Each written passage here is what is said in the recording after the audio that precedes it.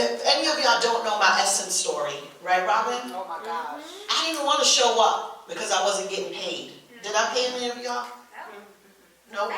Did y'all ask me for anything? Did y'all ask me to pay? Did y'all say this is? So could you imagine?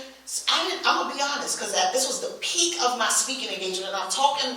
The reason why I'm sharing this is not to show, not so humble, but I was getting so blessed that I forgot to be a blessing.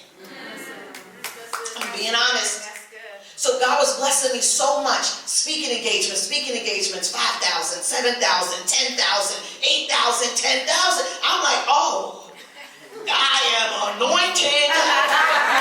Those $2 I used to put in the offering, folded up in church. You know what I'm saying? I couldn't buy a real good olive oil, but I waited till the next Sunday and said, can I put it on the altar? I was like, all of that is coming to fruition. I sold and now I'm reaping.